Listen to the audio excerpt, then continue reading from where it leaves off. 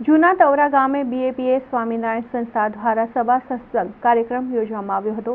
બીજાના ભલામાં જ આપણું ભલું પ્રમુખ સ્વામી મહારાજનો જીવન મંત્ર પર વિશેષ સભાનું આયોજન કરવામાં આવ્યું હતું। સભામાં બીએપીએસ સ્વામિનારાયણ સંસ્થા દ્વારા સમગ્ર વિશ્વમાં થઈ રહેલી સેવા પ્રવૃત્તિઓનું વર્ણન કરવામાં આવ્યું હતું। બ્રહ્મ સ્વરૂપ પ્રમુખ સ્વામી મહારાજ અને વર્તમાન મહંત સ્વામી મહારાજની પ્રેરણા દ્વારા સમગ્ર વિશ્વમાં બીએપીએસ સ્વામિનારાયણ મંદિર દ્વારા થઈ રહેલી સેવાકીય પ્રવૃત્તિઓની વિડીયોગ્રાફી દ્વારા સેવા કાર્યની ઝાંખી કરાવી હતી।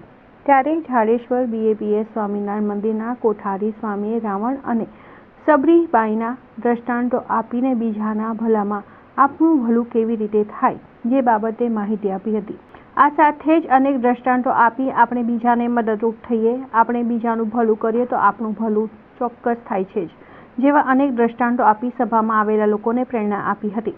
બીજાના સુખમાં આપણે હંમેશા સુખી રહેવું જોઈએ તો જ આપણે સુખી થઈશું। કોઠારી સ્વામી ઝાડેશ્વર બીએપીએસ સ્વામિનારાયણ મંદિર બ્રહ્મ સ્વરૂપ પ્રમુખ સ્વામી મહારાજ આધ્યાત્મિક અનુગામી કે બીએપીએસ કે વર્તમાન મહંત સ્વામી મહારાજની પ્રેરણાથી બીએપીએસ સ્વામિનારાયણ સંસ્થા આજે વિશ્વમાં સામાજિક કે આધ્યાત્મિક સેવા કાર્યોમાં દિવસ રાત કાર્યરત છે।